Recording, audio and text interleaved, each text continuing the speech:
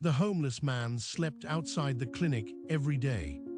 When he finally spoke to the doctor and mentioned his wife, the doctor collapsed on the stairs.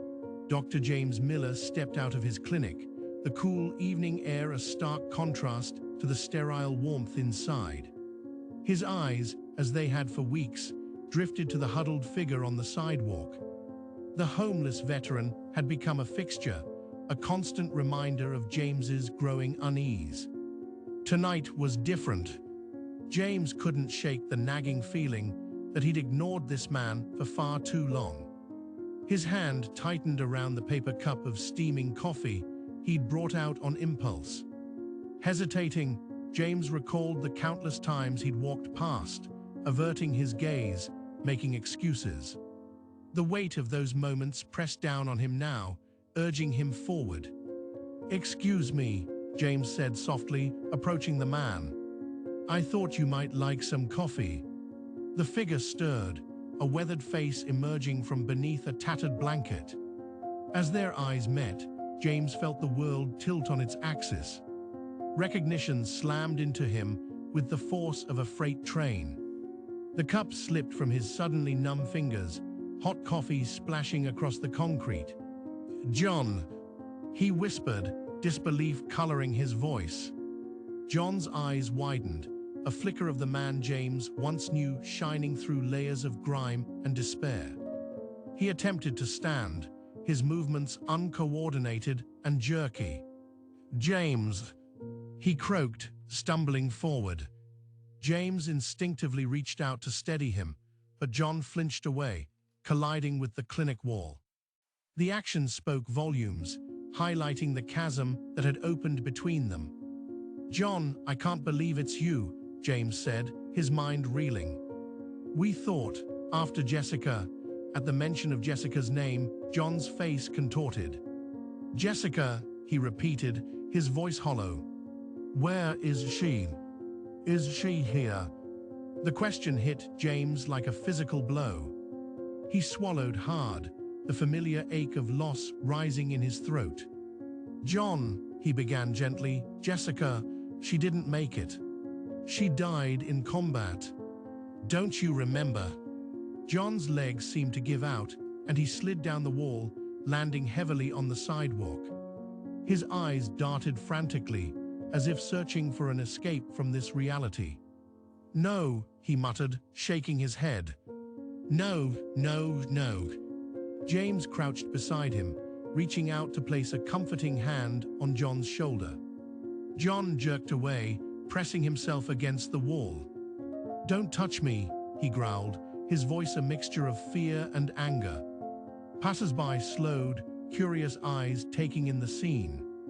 James felt exposed, acutely aware of the growing attention.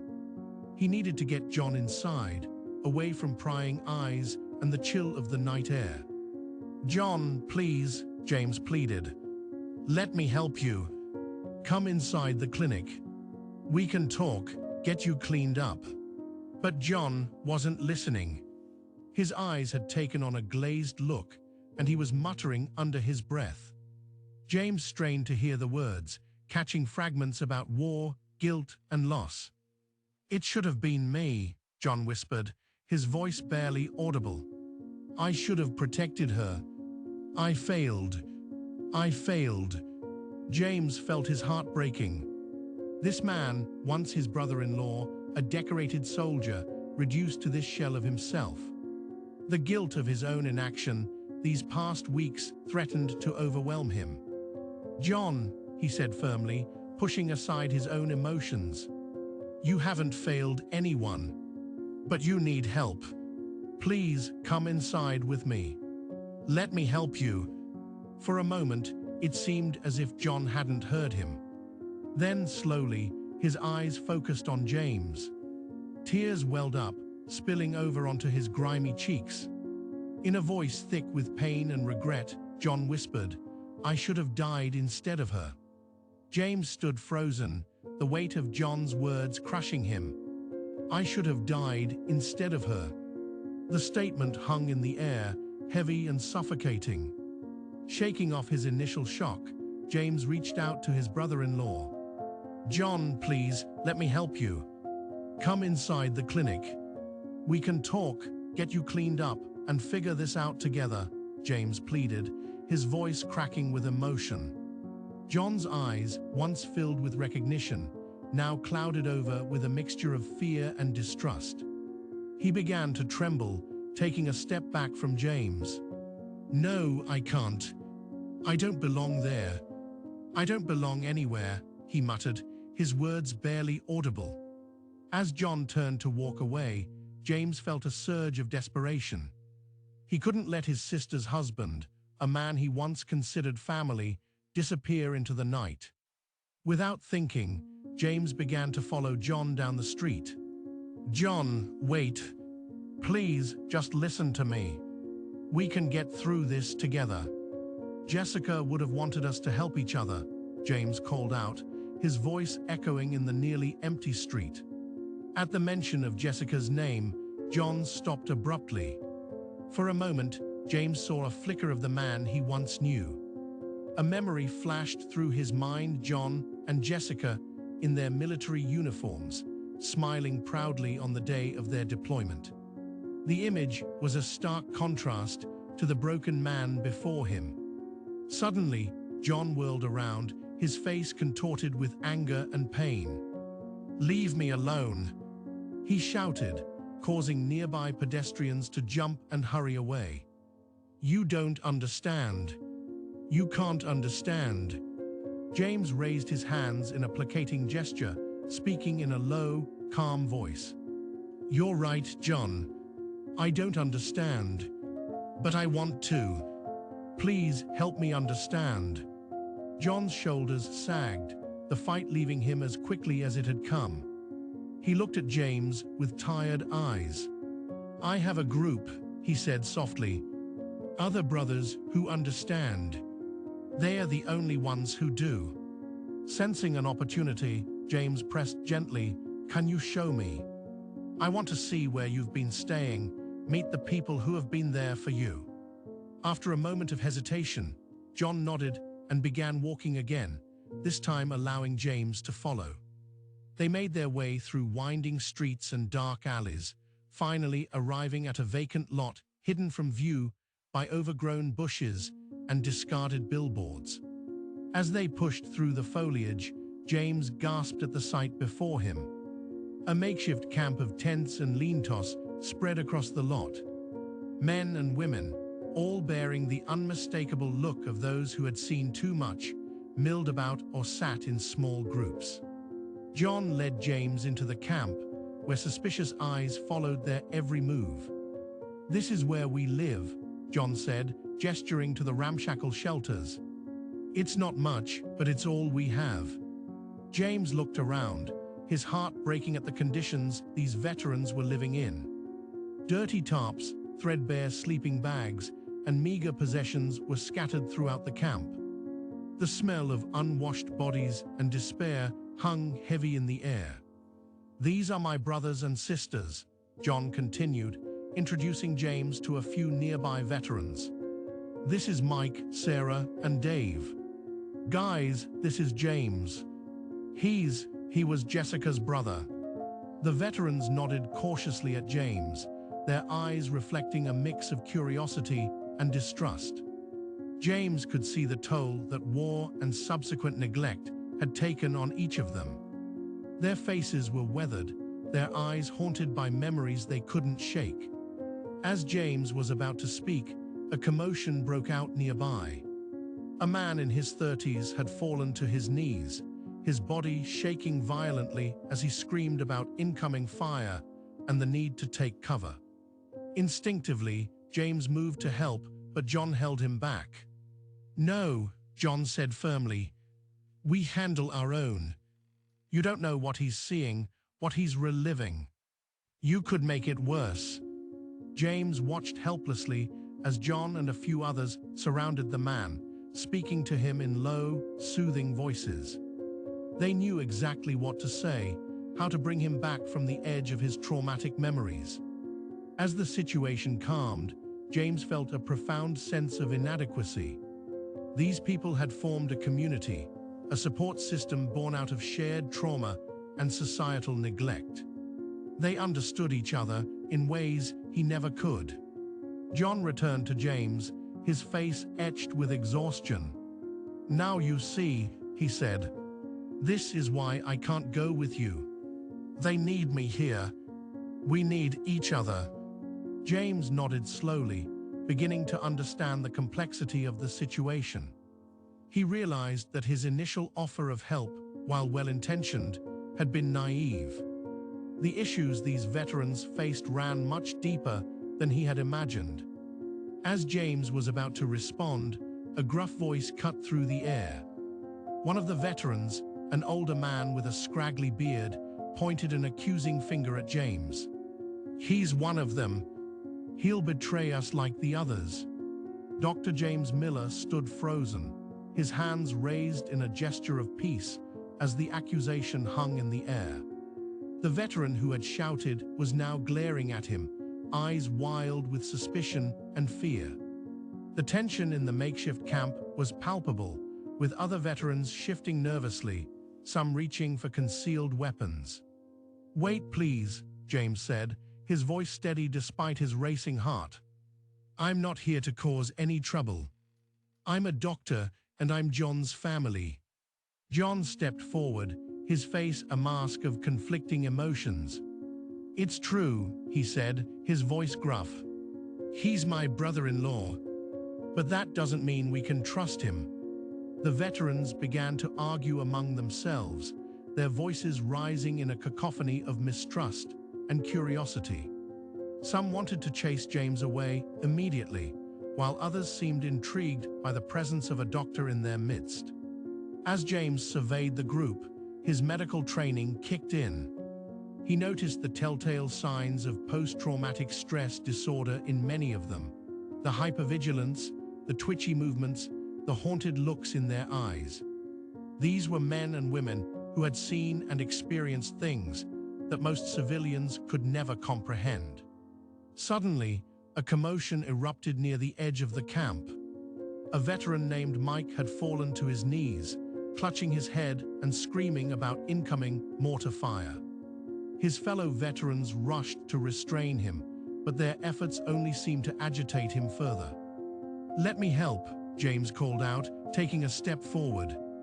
The others turned to look at him, suspicion still evident in their eyes. John hesitated for a moment before nodding. "All right, Doc. Show us what you can do." James approached Mike slowly, his hands visible and his voice calm. "Mike, my name is Dr. Miller. I'm here to help you. You're safe now. The war is over and you're back home." Mike's eyes darted wildly, unseeing. James continued to speak softly, using techniques he had learned for dealing with acute stress reactions. Gradually, Mike's breathing began to slow, and his rigid posture relaxed slightly. The other veterans watched in amazement as James guided Mike through a series of grounding exercises, helping him to reconnect with the present moment. After several tense minutes, Mike's eyes finally focused on James, recognition dawning on his face. Where am I?" Mike asked, his voice hoarse. "You're safe," James reassured him. "You had a flashback, but it's over now. Can you tell me if you're injured anywhere?" As James began to examine Mike, checking his vitals and looking for any signs of physical trauma, the other veterans gathered around, their hostility replaced by cautious respect. "He needs ongoing care," James explained to the group. "These episodes can be managed with proper treatment and support." The veterans began to pepper James with questions about various ailments and symptoms they had been experiencing.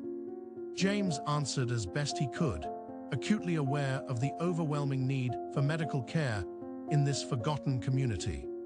As the impromptu consultation continued, John pulled James aside, his expression guarded. "Why are you really here, Doc? What's your angle?" James took a deep breath, feeling the weight of his guilt and regret. "I've walked past you and others like you for weeks, John. I ignored the problem because it was easier than facing it. But I can't do that anymore. I should have helped sooner, and I'm sorry." John studied James's face, searching for any sign of deception. After a long moment, he spoke, his voice low and intense. "If you really want to help, there's something you need to see. But I'm warning you, there's no going back after this." James met John's gaze, feeling a mix of apprehension and determination. He nodded slowly, understanding that he was about to cross a threshold from which there would be no return. Whatever John was about to show him would undoubtedly change his life forever, but James knew in his heart that he had to see it through. John's eyes bore into James with an intensity that sent a shiver down his spine.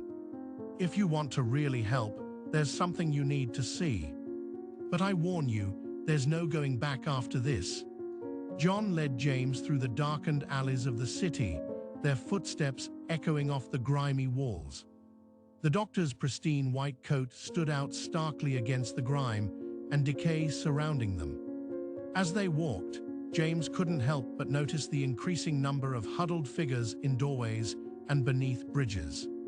"This is just the beginning," John murmured, his voice low and gravelly. "Most people don't even know we exist."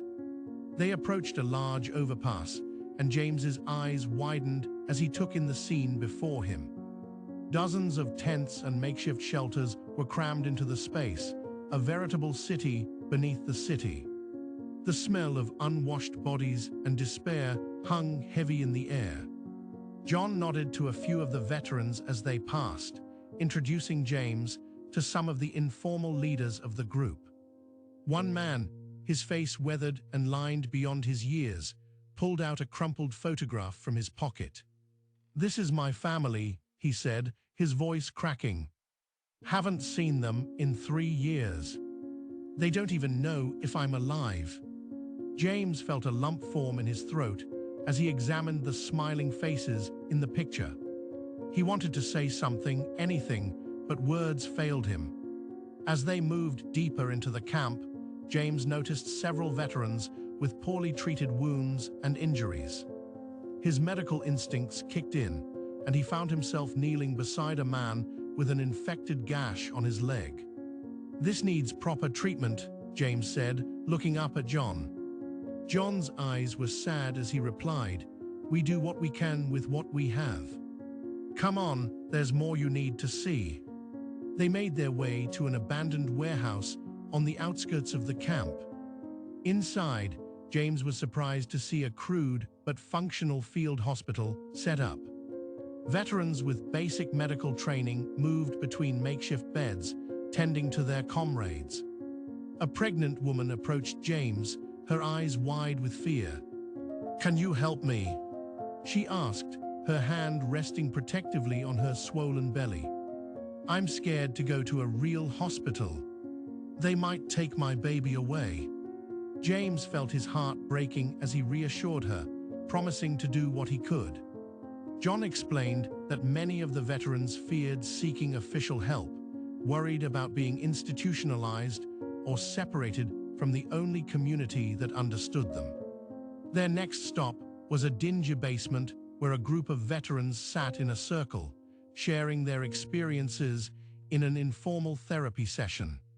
James listened, his chest tightening as he heard stories of trauma, abandonment, and the struggle to reintegrate into a society that seemed to have forgotten them. "This is where we come to heal," John said softly. "Or at least try to." On one wall of the basement, a mural caught James's eye. It was covered in photographs, some faded, some new of veterans who hadn't survived their inner battles. With a jolt, James recognized faces he had seen on the streets outside his clinic, people he had walked past without a second glance. The guilt hit him like a physical blow. How many times had he turned away, too busy or too uncomfortable to offer help? As the day wore on, James witnessed the veterans sharing a meager meal, dividing what little they had among themselves with a camaraderie that spoke of shared experiences and mutual understanding. Finally, John led James to the roof of an abandoned building overlooking the city. The sun was setting, painting the sky in hues of orange and pink, a beautiful contrast to the harsh realities they had witnessed. "This is our world," John said, gesturing to the sprawling urban landscape below. Hidden in plain sight, right under everyone's noses. James stood silent for a long moment, his mind reeling from everything he had seen and heard. The sheer scale of the problem was overwhelming. He thought of his comfortable clinic, of the patients he treated for minor ailments while these veterans suffered in silence just outside his doors. Tears welled up in his eyes as he turned to John. "I can't ignore this anymore," he said, his voice thick with emotion. "I need to do something, but I don't know where to start." Dr. James Miller stumbled into his clinic, dark circles etched beneath his eyes. The weight of the past few weeks hung heavy on his shoulders, his mind still reeling from the revelations about the hidden world of homeless veterans. As he pushed open the door, his assistant Sarah greeted him with a concerned frown. "Dr. Miller, you're late again," she said, her voice laced with worry. "Is everything all right?" James ran a hand through his disheveled hair, forcing a weak smile. "I'm fine, Sarah. Just a bit tired. What's on the schedule for today?" Sarah handed him a stack of patient files, her brow furrowed. "You have back-to-back appointments all morning. And Dr. Roberts wanted to speak with you about covering some of his shifts next week." James nodded absently, his thoughts already drifting back to John and the makeshift camp under the bridge. He made his way to his office, barely registering the bustling activity around him. As he settled into his chair, a knock on the door jolted him back to reality. "Come in," he called out, straightening his wrinkled lab coat. An elderly patient shuffled in, supported by a walking cane. "Good morning, Dr. Miller," the man said, easing himself onto the examination table. James forced himself to focus, pushing thoughts of John to the back of his mind. "Good morning, Mr. Thompson. How are you feeling today?" As he went through the motions of the examination, James found his mind wandering. He recalled the previous night, handing out medical supplies in the veterans' camp, the grateful looks on their weathered faces. The memory of John's trembling hands as he accepted a bottle of pain medication made James's heart clench. "Dr. Miller," Mr. Thompson's voice cut through his reverie. "Did you hear what I said about the pain in my hip?" James blinked, embarrassed. "I'm sorry, Mr. Thompson. Could you repeat that?" As the morning wore on, James struggled to keep his focus. He missed an important call from a specialist while he was out getting coffee for the veterans. His distraction didn't go unnoticed by his colleagues. During a brief lull between patients, Dr. Roberts cornered him in the hallway. "James, what's going on with you lately? You're constantly late, distracted during consultations, and now I hear you're missing important calls." James sighed, rubbing his temples. "I'm sorry, Mark. I've just been dealing with some personal issues." Dr. Roberts' expression softened slightly. "Look, I understand everyone goes through rough patches, but you can't let it affect your work like this. Our patients rely on us." Before James could respond, his phone buzzed. It was a text from John, agreeing to come in for a checkup. A surge of hope coursed through him. "I understand, Mark. It won't happen again. I promise I'll do better." As the afternoon approached, James found himself pacing nervously in his office. When Sarah buzzed to inform him that John had arrived, he felt a mix of relief and anxiety. John entered the clinic hesitantly, his eyes darting around the pristine waiting room. James approached him, careful not to make any sudden movements. "I'm glad you came, John," he said softly. "Let's just get this over with," John muttered, following James to the examination room. As James began the checkup, he discovered a myriad of untreated conditions. John's body bore the scars of war and years of neglect. James felt a lump form in his throat as he listened to John's labored breathing. "John, you need immediate treatment for some of these issues," James said, his voice thick with concern. "We need to run some more tests," and suddenly, John's eyes widened in panic. The beep of a nearby machine had triggered something deep within him. He began to hyperventilate, his body rigid with fear. "No, no, no," John gasped, trying to push James away. I can't do this." James quickly switched gears, his medical training kicking in. He spoke in a low, soothing voice, guiding John through breathing exercises. Slowly, John began to calm down, his trembling subsiding. Just as James was about to suggest continuing the examination, Sarah burst into the room. "Dr. Miller, I'm sorry to interrupt, but we have a situation. Several patients have complained about being neglected, and one is threatening to file a formal complaint."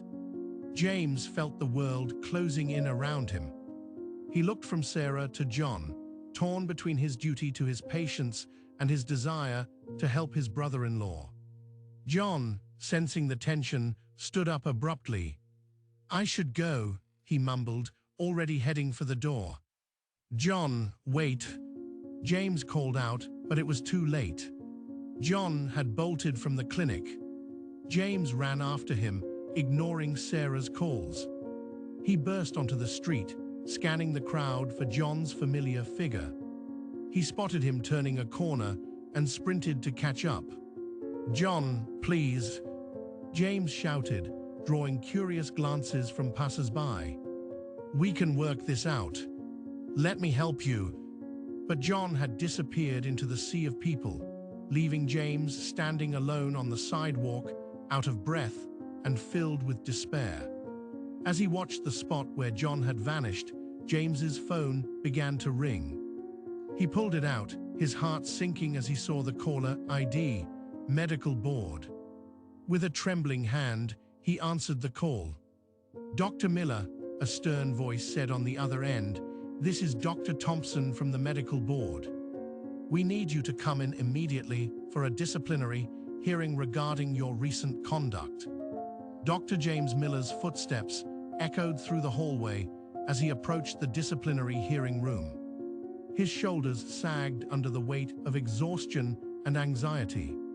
The past few weeks had been a whirlwind of emotions and ethical dilemmas, and now he faced the consequences of his actions. As he entered the room, the stern faces of the medical board members greeted him.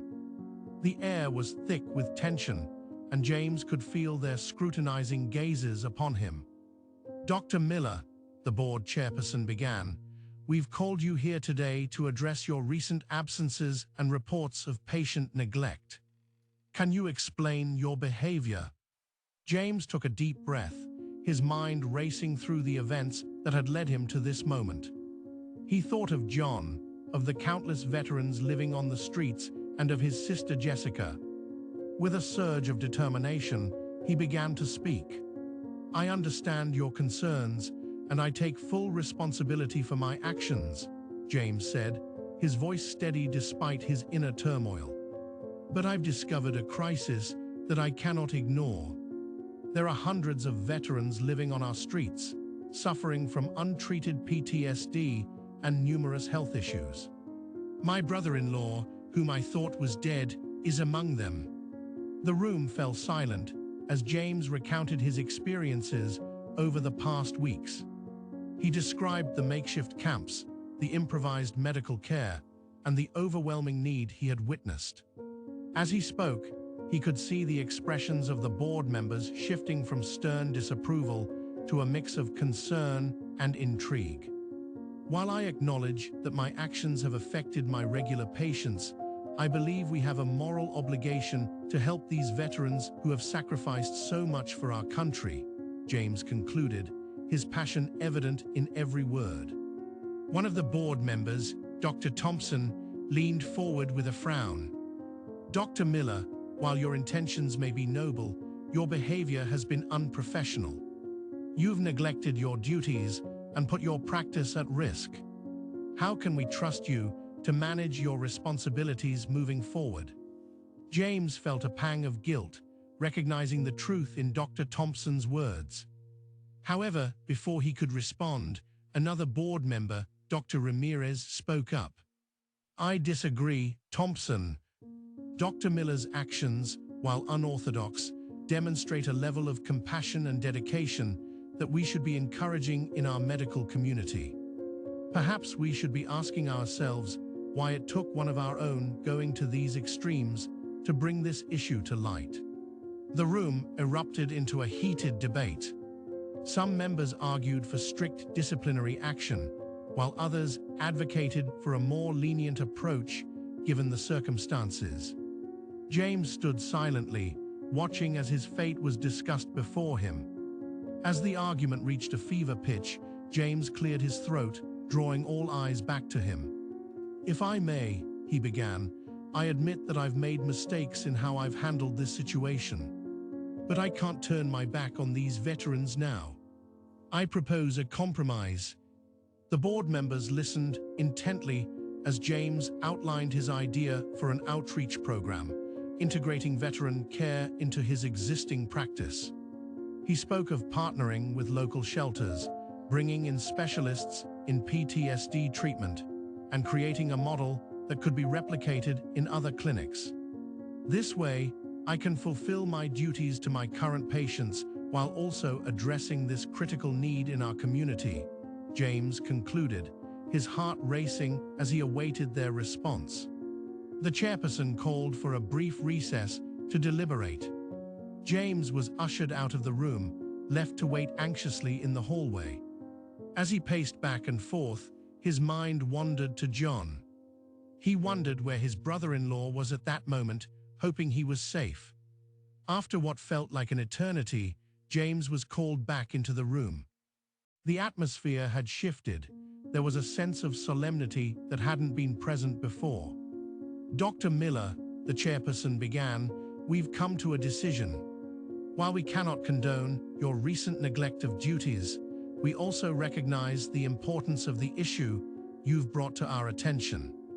Therefore, we are issuing a temporary suspension of your practice.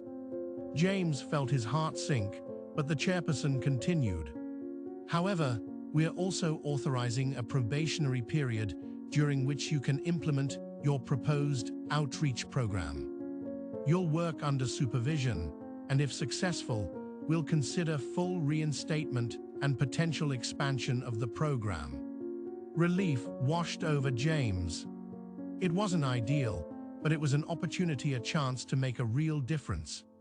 As he left the hearing room, his mind already racing with plans and possibilities, James was stopped in his tracks by a sight that made his heart leap. There, in the clinic's reception area, stood John.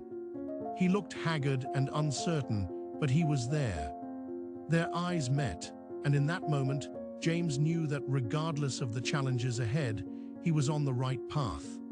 He approached John slowly, not wanting to startle him. John looked up, his eyes filled with a mix of fear and hope. In a trembling voice, he said, I want help, but there's something you need to know about Jessica's death. James and John sat on a weathered bench in a quiet park, far from the bustling clinic. The late afternoon sun cast long shadows across the grass, mirroring the dark revelations that were about to unfold. John took a deep breath, his eyes fixed on a distant point as he began to narrate the events of that fateful day. It was supposed to be a routine patrol, John started, his voice barely above a whisper. Jessica was leading our squad through a small village. We'd been there before, built some rapport with the locals. But something felt off that day. As John spoke, James found himself transported to the dusty streets of a war-torn country. He could almost feel the oppressive heat, hear the distant rumble of military vehicles. We turned a corner, and suddenly all hell broke loose, John continued, his hands clenching involuntarily. Insurgents had set up an ambush. We were pinned down, taking heavy fire. James listened intently, his heart racing as he imagined his sister in the midst of chaos. He had always known her job was dangerous, but hearing the raw details made it painfully real. John's voice cracked as he described the moment that changed everything. Jessica spotted a group of civilians caught in the crossfire, a mother and her children. Without hesitation, she made the call to provide covering fire so they could escape. A vivid flashback engulfed John's senses. He could see Jessica's determined face as she shouted orders, her rifle steady as she laid down suppressing fire. The civilians ran, terrified but alive, thanks to her actions. "She saved those people, James," John said, meeting his brother-in-law's tear-filled eyes.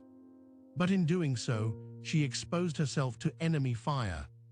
James listened, his breath caught in his throat, as John described the agonizing moments that followed.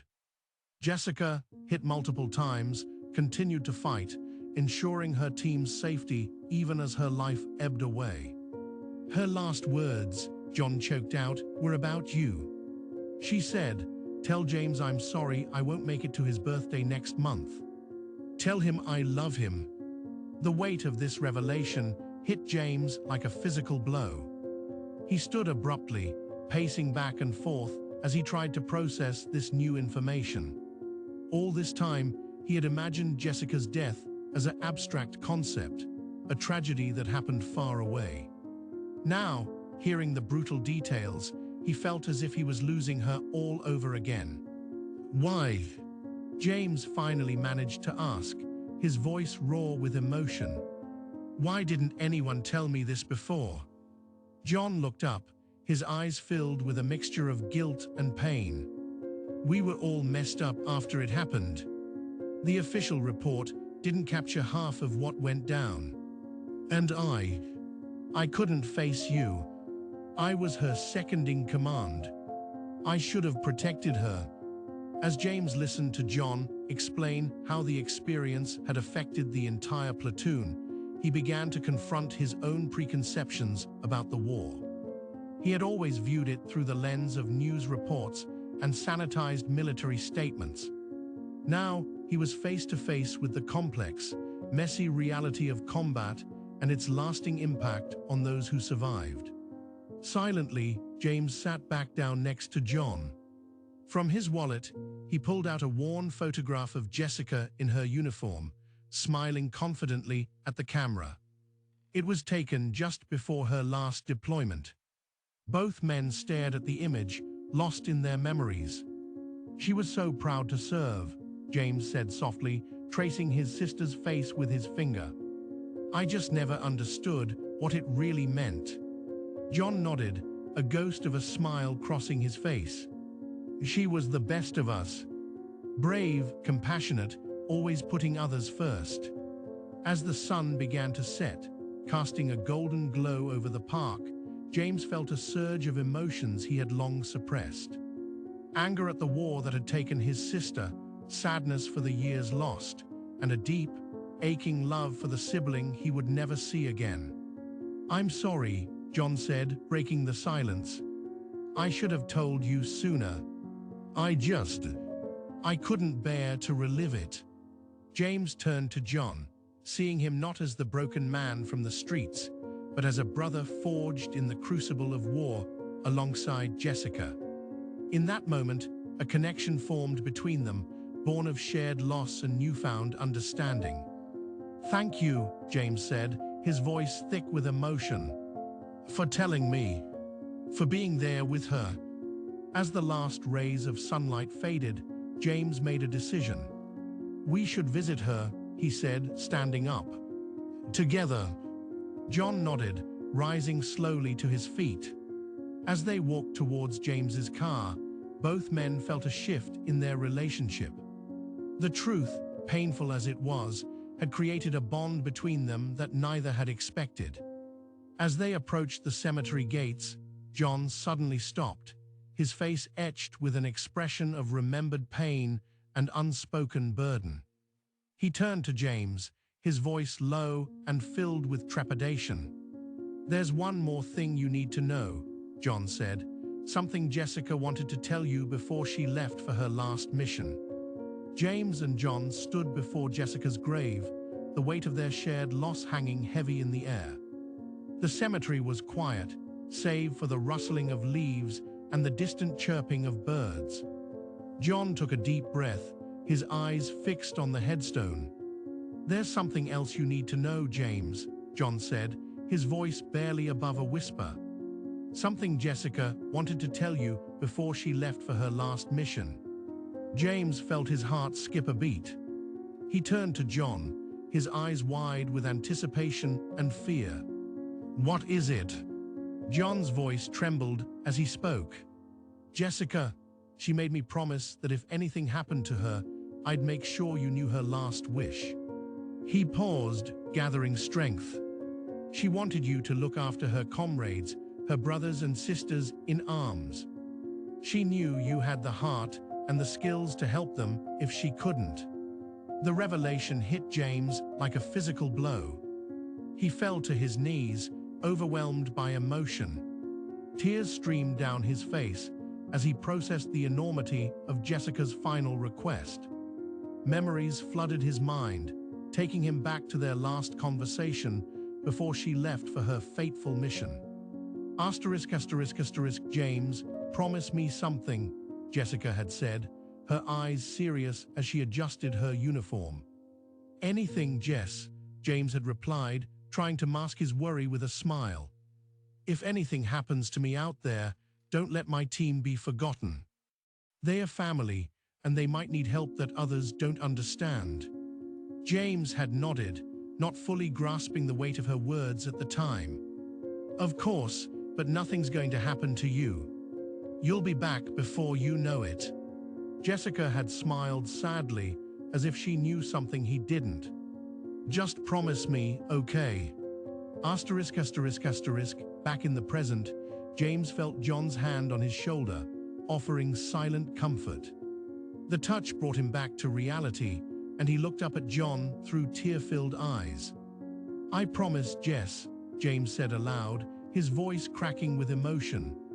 "I promise I'll fulfill your wish. I won't let you down." John squeezed James's shoulder. "She knew you wouldn't. That's why she trusted you with this." For a moment, a sense of peace settled over them. The burden of the secret lifted, replaced by a shared purpose. James stood up, wiping his eyes, feeling a newfound resolve. However, the emotional weight of the revelation began to take its toll on John. His breathing became rapid, and his eyes darted around nervously. James, now more attuned to the signs of distress in veterans, noticed the change immediately. "John, are you okay?" James asked, concern evident in his voice. John didn't respond. His face had gone pale, and he seemed to be looking through James rather than at him. Suddenly, John's eyes widened in terror. "Get down!" he shouted, dropping to the ground and covering his head. James realized with a jolt that John was having a severe PTSD episode. He quickly knelt beside him, speaking in a calm, measured voice. "John, it's okay. You're safe. We're in the cemetery, remember? There's no danger here." But John was lost in his flashback, reliving a moment of terror from his time in combat. He began to mutter incoherently, mixing names and places from the past with the present. James tried to ground him, using techniques he had recently learned. "John, focus on my voice. Feel the grass beneath you. This is real. The war is over. You're safe." For a moment, it seemed to be working. John's breathing slowed and his eyes began to focus. But then a car backfired in the distance and John's panic returned full force. "We're under attack," John yelled, scrambling to his feet. Before James could react, John took off running, weaving between the headstones with the speed and agility of a man escaping enemy fire. "John, wait!" James called out, giving chase. But John was faster, driven by adrenaline and fear. James pursued him through the cemetery, calling his name, trying to catch up. The chase led them through winding paths and past countless graves. James's lungs burned as he ran, desperate not to lose sight of John. But as they reached a wooded area at the edge of the cemetery, John disappeared into the shadows. James stopped, panting heavily, his eyes scanning the trees. "John!" he shouted, his voice echoing in the empty graveyard. But there was no response. As night began to fall, casting long shadows across the tombstones, James stood alone in the cemetery.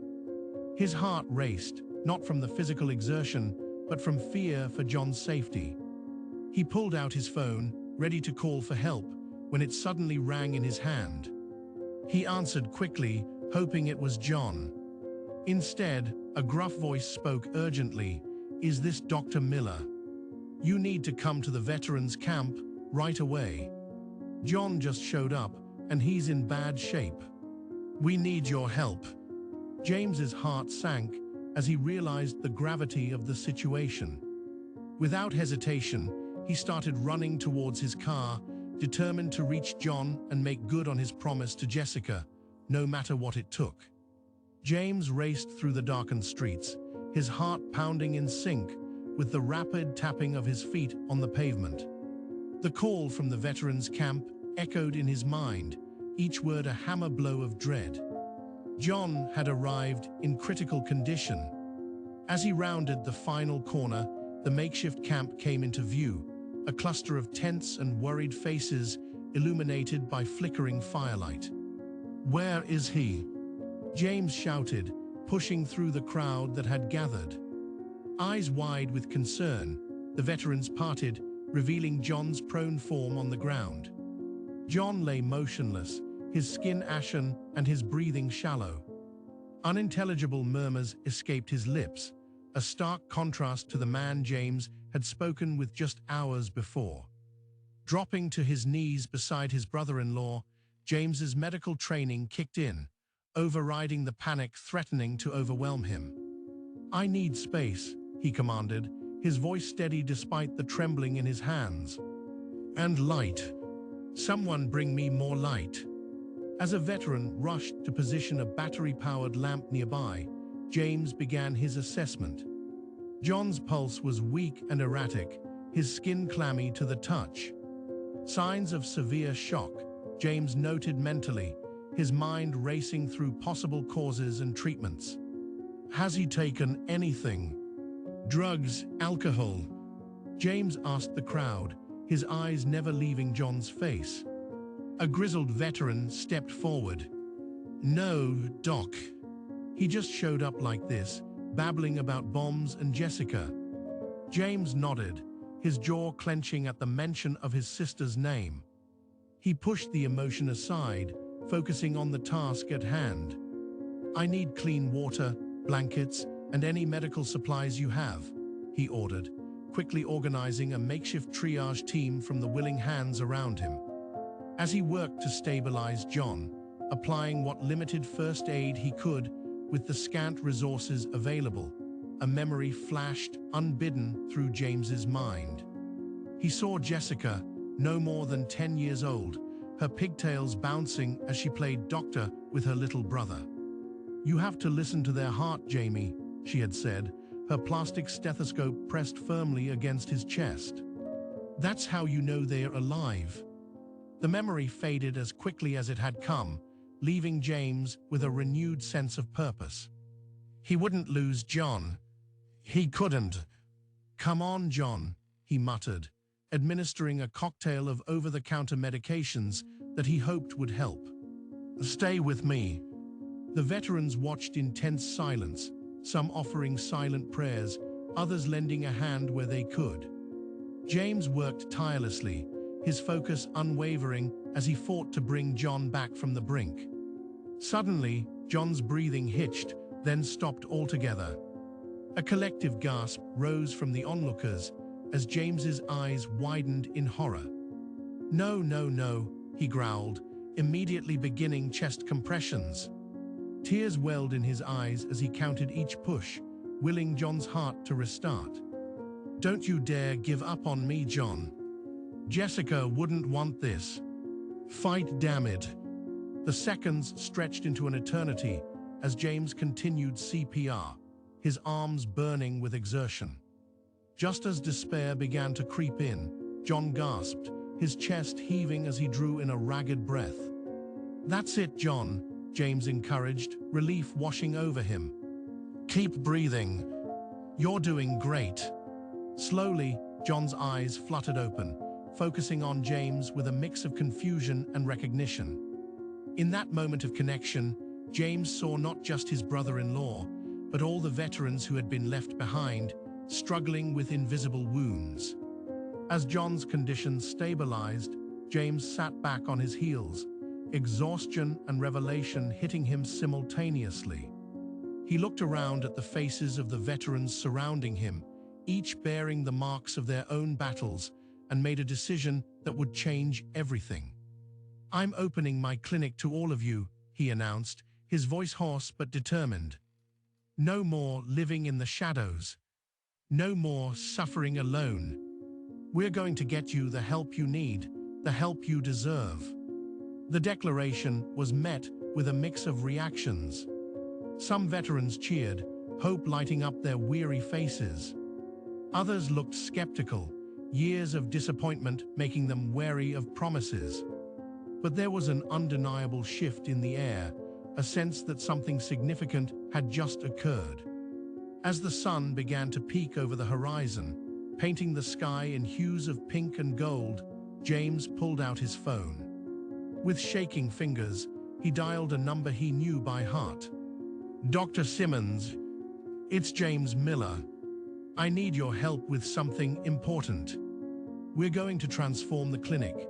As he spoke, outlining his plans for a veteran-focused treatment center, James felt a weak squeeze on his hand. Looking down, he saw John, still pale but alert, gripping his fingers in a gesture of gratitude and support. The call ended, and James surveyed the camp, now bathed in the soft light of dawn. The night's ordeal had left its mark, but there was also a palpable sense of hope in the air. As he helped John sit up, supporting him with a steady arm, James knew that this was just the beginning of a long journey.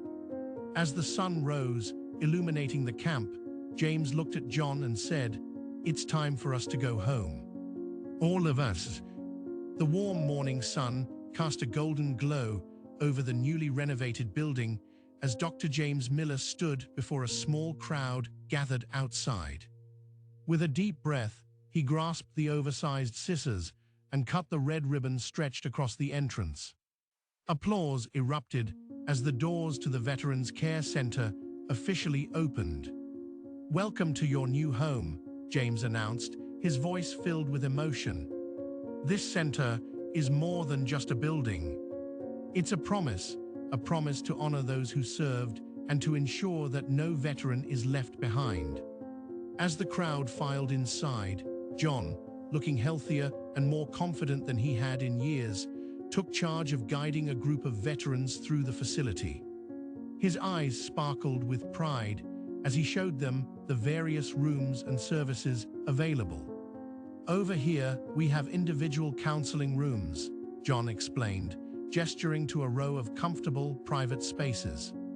"And down this hall, you'll find our medical wing, staffed with doctors who understand the unique challenges we face." James watched from a distance, marveling at the transformation.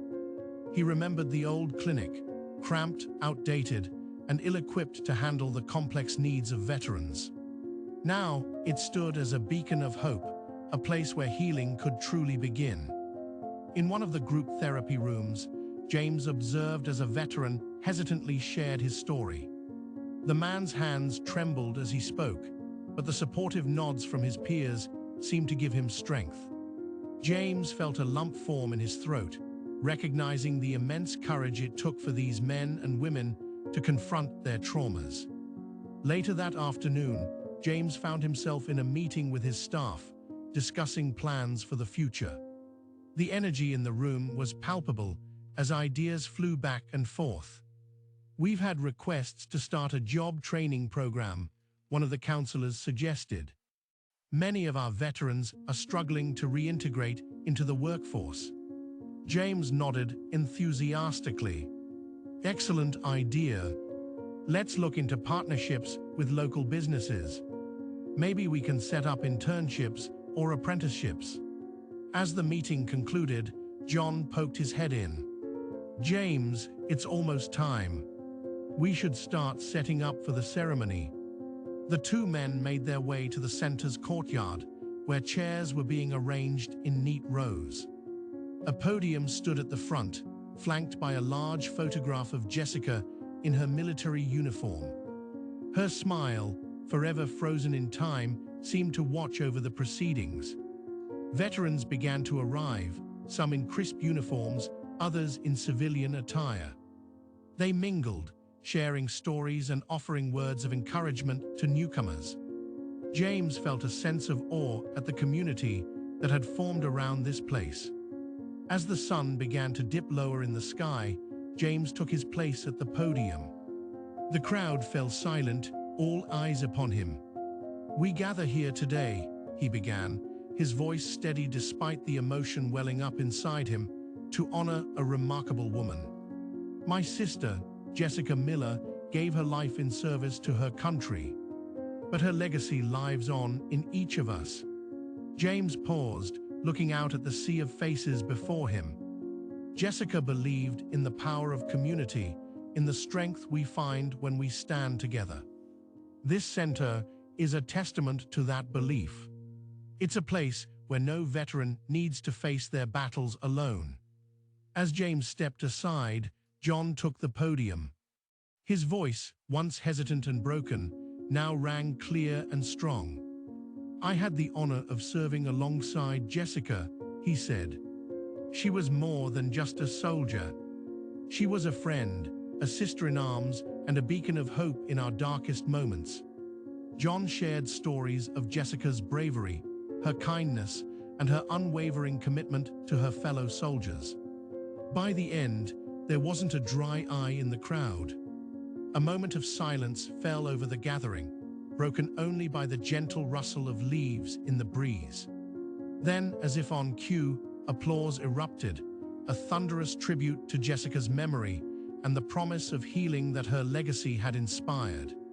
As the formal ceremony concluded, veterans began to mingle, sharing their own stories of how the center had impacted their lives. "I never thought I'd smile again," one woman confided to James. "But here, I found hope. I found family." Another veteran, his arm around his young daughter, approached John. "Thank you," he said simply. "I'm home now, really home, because of what you've built here." As the sun dipped below the horizon, painting the sky in hues of orange and pink, James and John stood side by side, watching the scene before them. Veterans laughed, embraced, and supported one another. It was a sight that, months ago, neither man could have imagined. In a quiet corner of the courtyard, a small group gathered around a young tree. With reverence, they took turns shoveling soil around its base. This sapling, planted in Jessica's memory, would grow alongside the community she had inspired.